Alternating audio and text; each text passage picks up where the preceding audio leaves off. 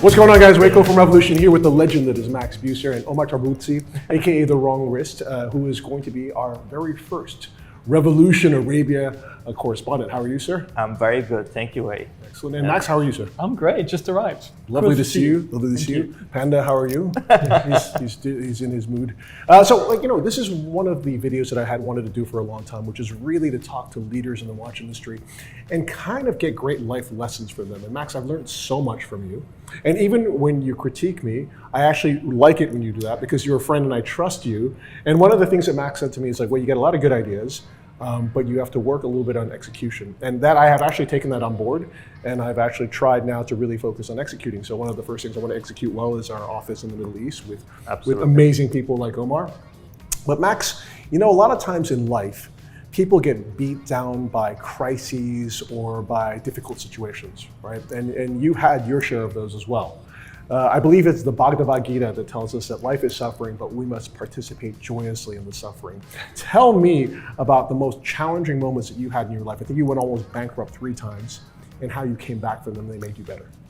Wow, how many hours do we have? I think it's one of the. You don't realize how you react to something tough until you're actually submitted to it. And we're very much, at least in Europe, coddled, and we don't have this fact of having a hard life, which many other people have. So when you start becoming an entrepreneur, you just have to face it. It's going to be tough. Right. It's interesting. I think one of my first bosses told me one day, where probably I was coming to him saying, we have this problem and that problem. And he said, if you don't come with a solution, you're probably part of the problem. Oh, I love that. And that hit me really hard. And it's something I've applied to my life. I've applied to the team. It's not always easy to work with me because if you come going whining, oh, this doesn't work, this is not like, And so I applied to myself. And so from the beginning of MB&F, there were never problems. They were just, how do I find the next solution? And you just try and bulldoze your way through, or you go around, or you go over and you find ways. But one thing for sure, there are going to be issues. Now, when I signed up on MB&F and put all my money in it, did I know that? Probably. Did I know what was going to hit me? Absolutely not. So there've been some really tough years. There were actually 4, 2007, 2009, 2012, 2014.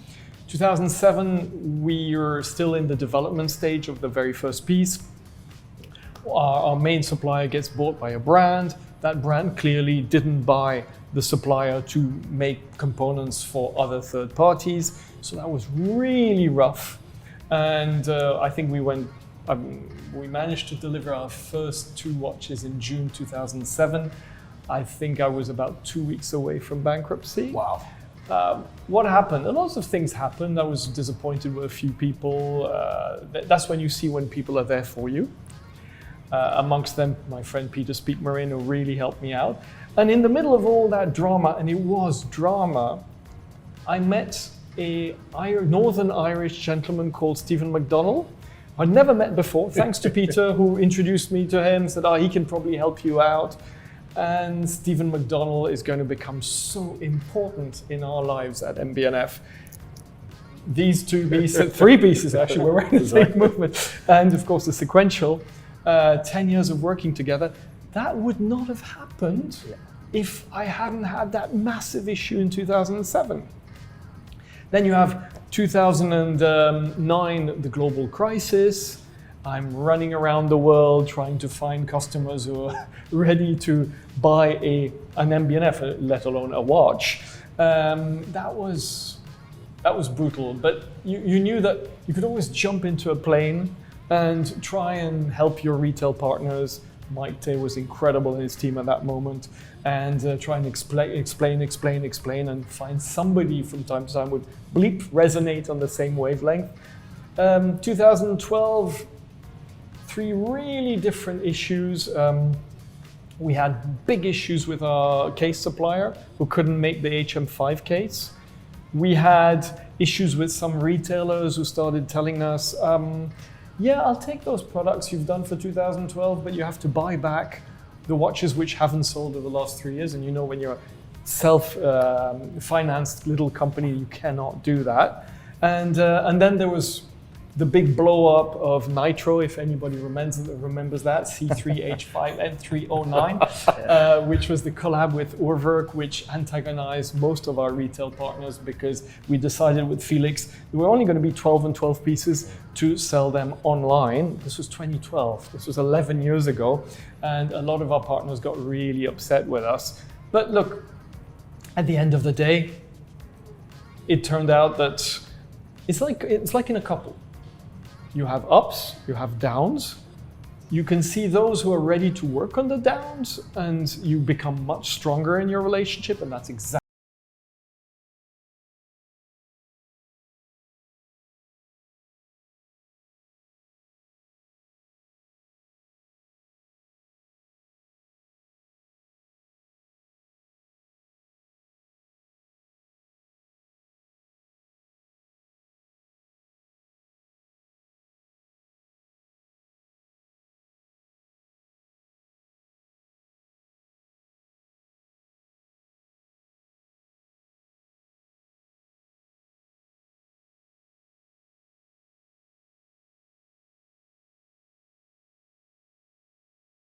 By the way, and there I go, we do 2 calibers a year, and in 2014 we nearly went massively bankrupt because there was no way we could finance. 2014 was HM6 and LM101, wow.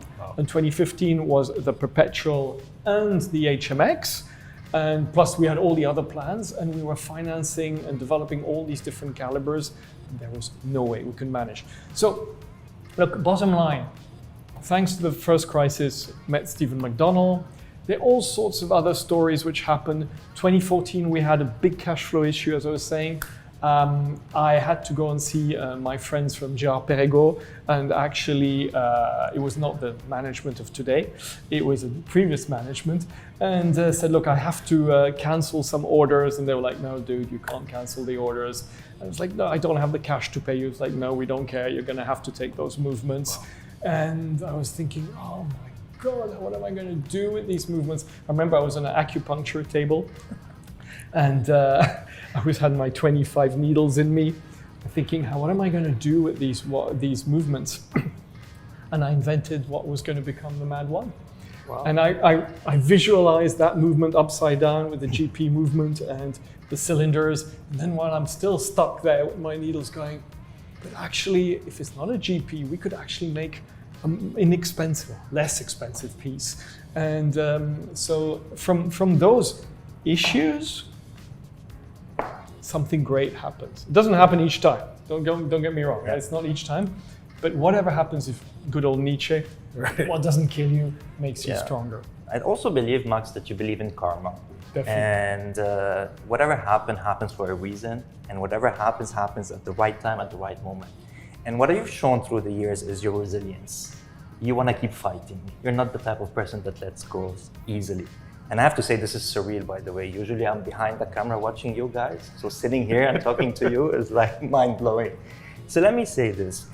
Wei said at the beginning, you're truly an inspiration, and you're somebody that we connect with, and somebody that we admire so much.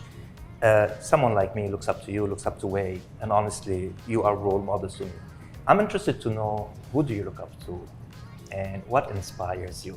I don't think we've spoken about this before, or you've mentioned that. So for me, where does Max Moser draw all of this inspiration, and how do you portray this and give us this? Because you share it so beautifully. I look up to my parents, and they're not there anymore. So I had a pretty rough relationship with my dad, which is just a stupid Oedipus complex which got out of hand. But he was an incredible, straightforward, honest human being, incredibly respectful of people. And I'm trying to emulate what I loved in him, and maybe not reproduce the things I didn't like in him.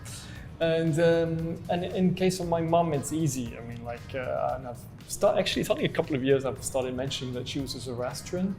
So it's the oldest monotheistic religion in history. And she abided by simple things. Good thoughts, good words, good deeds. She was the epitome of that. I have not always been that way.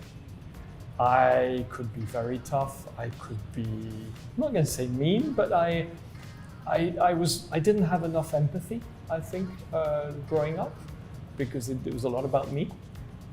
And now I'm trying to be way more like her. And it's interesting, especially with all the things happening around these last couple of weeks. I don't know if this was my mum or something else, but it's sort of thing my mum would say. You should only talk if what you say is, what was it? Is useful. Yep.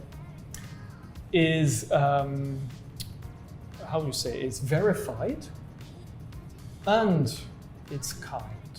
Nice. And I think in this world, a lot of people have forgotten the last part. And I like the world to be more a kind of. I couldn't agree more. Yeah. You know, on the subject of kindness, occasionally in life, rarely, but we have these sort of champions emerge for us. Oftentimes when we need them the most, you know. You mentioned Mike, of course, and I think the Hourglass has been a huge part of that as well. And also probably the Siddiqui family as well. Definitely. When there was no real commercial impetus to do so, they opened a boutique for you. I mean, tell me about the leap of faith that took and what that meant to you. You know? That's another really interesting story now. There was 5 or 6 retailers who at the beginning of MB&F put a bit of money up front in their open orders and helped me basically create the brand, otherwise it wouldn't exist. One of them was Michael Tay and the Hourglass, the other one was the Siddiquis, there was Laurent Pichotto from Chronopassion, there was the Simonian family from West Time. And what I'm incredibly proud with is that those 4 are now our main partners, and they've all opened a gallery or a lab with us 18 years later. So that means we have been nice people to work with. And so it's been important. Now, coming back to the Siddiquis, they came to me, I can't even remember when, it's probably, so the first Mad Gallery in Geneva started in 2011, so that's 12 years ago. They probably came to me 10 years ago saying, why don't we do a Mad Gallery? And in those days, honestly, in a great year, they would sell 2 MB&F. Wow. In a bad year, they would sell 0. And I'm looking at them like, what? Seriously? And I remember asking one of the members of the family, like, do you actually expect to make any money out of this? And that person said, no, that's not the point.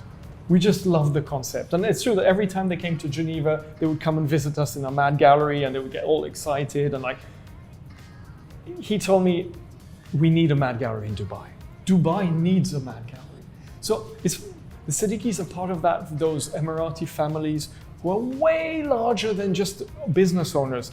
They want to make Dubai and the Emirates a better place. Yep. And it's really a force in the way they function. And I was very, very, very touched. And we started in a small part of Dubai called Al Serkal, which is the arty place, and it was horrendously difficult. The people who would enter the gallery didn't have the means at all. Those who had the means didn't want to go to Al Serkal. And it was like, oh my gosh. And we battled, and we managed the first 2 years to not lose money. And then after 2 years, I remember the family looked at me in a meeting and said, I think it's time to go to Dubai Mall. Like, oh, okay. But just the sheer value of the rent, I think went up. The rent was multiplied by like 15 just by going. And I was like, seriously, gentlemen, ladies, because there was also Hind, of course, like, oh, do you want to do this? And they're like, yeah, we want to do this. You know, it's funny you mentioned that. First of all, going back to the Siddiqui, this is also testament to yourself, because once you believe in a product, you want to support the product, but you were also behind the product. So that's Max Buser and friend. So you dedicated everything, that's your name. And also you want to share it with your friends. And I think that shows. And for a retail partner, this is important. You believe in the person, you believe in the product, you go full-fledged, you don't think twice. Talking about kids, I must commend you on the video that you did. This is one of the most... You cried. I did. There's a part in the movie where we're going to talk about literally, and I told you this, I reached out. And this video is just, for me, resembles and summarizes who is Max Buser, what is MB&F. And the moment where you stand at the balcony and you look at the little kid and you say, I got you, keep dreaming, this is where I teared up. So can you tell us how you came about this video? And I'm proud of the message you're sharing. I'm sure you're very proud of it. Just get us through it, why you did it, and what's the message behind it? So it's actually all due to Arnaud in our team and the Broski team. The Broski is the little company in Lausanne who do some of our films. They did the sequential film, they did the Perpetual Evo film. Another brilliant movie. And so they're very creative. And we said, look, we've got this incredible house, we've spent so much time and energy, we would like to showcase it. At the same time, I was terrified because if you do this not so well, it could be really corny, really ridiculous, really like cheesy. It was such a fine line. And I was like, okay guys, I trust you, but I am terrified. I remember telling them that. They're like, oh, bear with us, we'll do something great. They spent days filming everything, but I didn't know what was going to come out of it. And then they showed us the rough cut. And I'm actually sorry about that because I was still so scared that it would be perceived wrong that I was only criticizing. I was like, oh no, you have to take that one off, and oh, the accent of the kid has to be different and whatever. And instead of saying, wow, great job, guys, I was like, oh no, this. And there was a moment where we had there was the Loop X, Yeah. you know, the rocket, Yeah. where Arnaud presses the keyboard, Yes, and actually launch. there was some sort of a special effect thing. I was like, no, we can't have any special effects. And all I was doing was like, you can't do this, you can't do that. And I'm sorry, and I'm sorry, and I want to apologize openly to them because I was, but at the end, they sent the final cut, and I showed it to my wife, to Tiffany. Yeah. And I was expecting her to maybe be a little bit, what the hell is that? And at the end, she looked at me, she said, you know what? I feel so emotional. Yeah. I was like, wow, if Tiffany feels emotional, it's a cut, guys. We're going ahead and we take this. And so sometimes your angst blocks you from doing stuff. And it's your friends around you who have to reassure you and say, Absolutely. look, friends, wife, partner, whatever, like it's okay. You're okay to do something like that, and it's not corny, it's not cheesy. It's okay. Max, you are a pioneer in collaboration and obviously friendship. That's right. You created the Opus, which was the first platform to showcase independent watchmaking, and really born out of friendships. Right? You created a brand that's all about friendships, and you have evangelical fans and friends such as Omar as well. And you've also done a wonderful collaboration for Only Watch called Pandamonium. Tell me first about the relationship that you have with the Melon brothers and Moser, and second of all, why this character is so important to you. So again, I was saying people will remember the products, I remember the journey today. And so I met, and this goes so far back, my relationship with the Melon family is 34 years old. So I was an intern. I did an internship at AP in 1990. I'm a student at the Polytechnic, and there are two co-CEOs at that time. Yeah.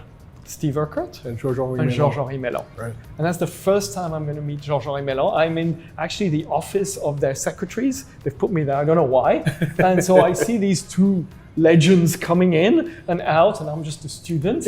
And they were very kind to me. Nice. And so that started. And then, okay, fast forward, H.Moser, we work with them on all our hairsprings. It's been over 10 years now. Of course, they buy H.Moser, and they're young, they're cool, and Bertrand and Edward. And I find really interesting, and I've got great admiration how they turned that brand around. Yeah. I must admit, when they bought H.Moser, I was like, what are they going to do with it? Well, I mean, it was a super classic, It was a nerdy brand. hyper nerdy brand. And there was this incredible perpetual calendar by Anders Steller, Yes. and that's it. And they really reinvented it. They brought some sense of humor.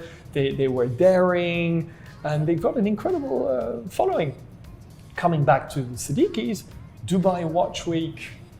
I'm starting to lose my bearings. I know, which one was it? Is it 2017? Yes, 2017. We're having a coffee with Bertrand and Edward. And I'm like, hi guys, we should do a collab together. I love your fume dials. I would love to put a fume dial on one of my pieces. I already had the LM101 in mind. Right. And Edward looks at me and goes, yeah, cool, yeah, sure. But what are you going to do for us? Interesting. What? You mean, what am I going to do for us? I'm like, yeah. He says, well, I'm giving you our fume dial. What are you going to do for us? Like, Edward, if I do something for you, it's going to cost you a ton of money because I'm going to modify your movements. I'm not a designer.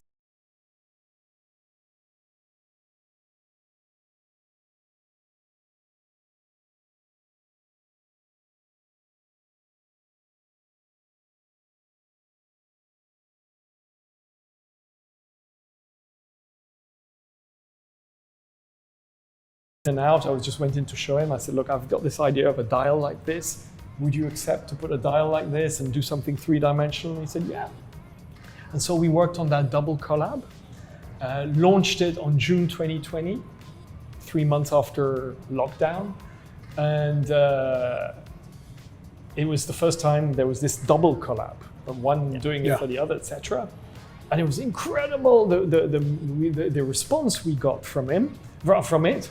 And then, of course, you're like, whoa, we should do something again together. But when you get such a strong response, the next iteration or something has to be even more amazing. Right. And we're like, okay, we should do something together, but it has to be more amazing. Okay, this is going to be difficult. 2021. We both have our only watch, which goes for way higher than we ever expected. And that's when Edward looks at me and says, maybe we have an option. We can do something for Only Watch. And for Only Watch, it's like creating those prototypes, which the brands do, car brands, sorry, when they do these concept cars. You can do really a concept car. And so we started working on that. And mixing both our stories, the flying balance wheel, the streamliner, the minute repeater, and therefore, at some point I said, it can't just be a product. We're here about saving children who are dying. And it's something we've always repeated. That's why the panda, the very first panda in 2011 was the symbol of the children dying. And because the only way they can escape their illness is to dream. And what do children do when they dream? They dream of flying.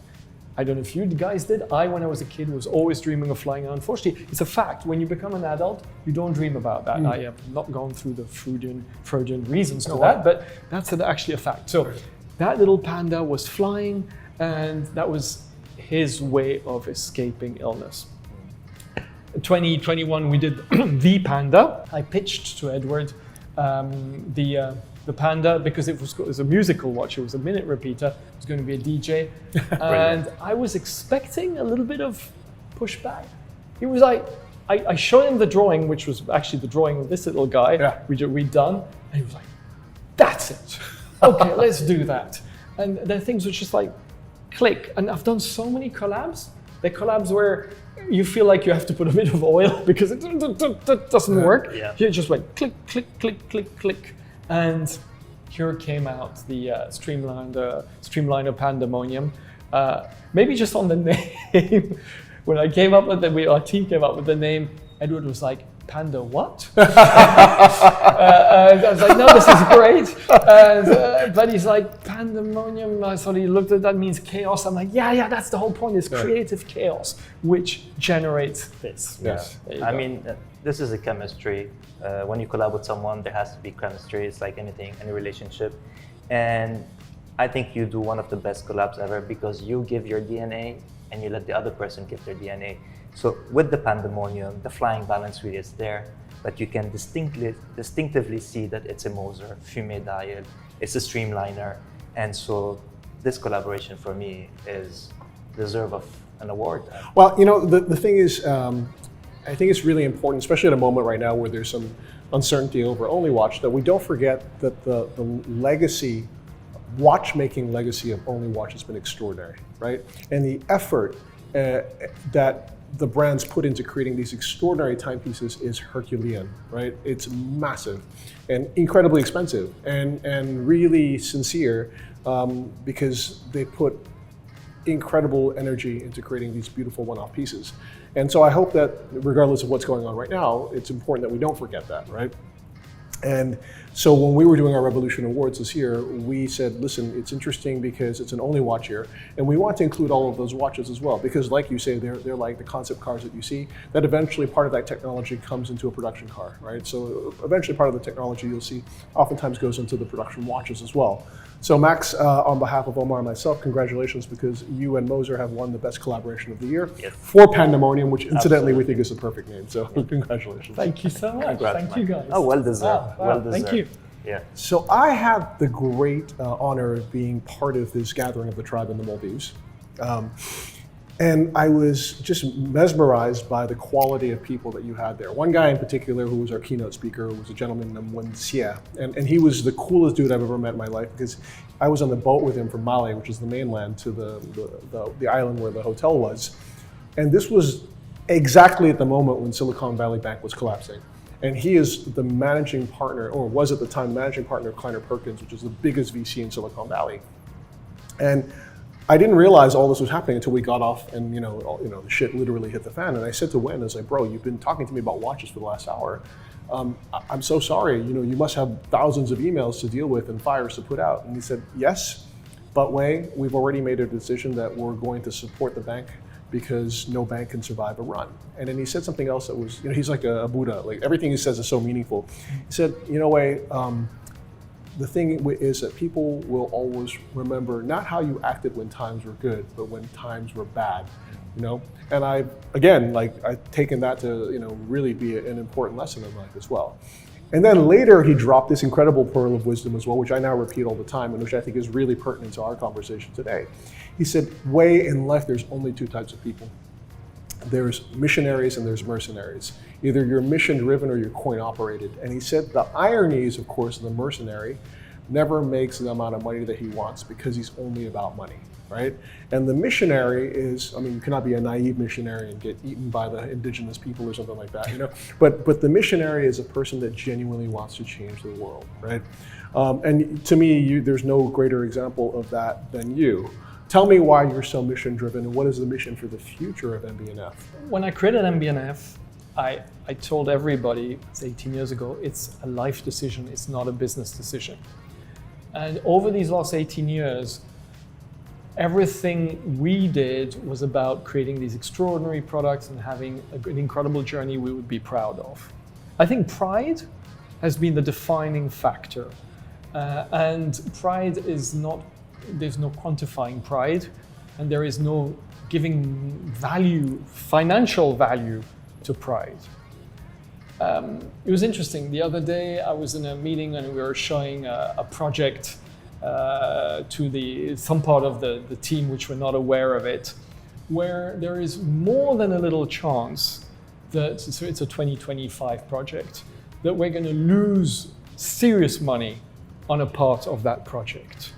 And the younger team was like, no, we can't do this, we can't do that, it's impossible.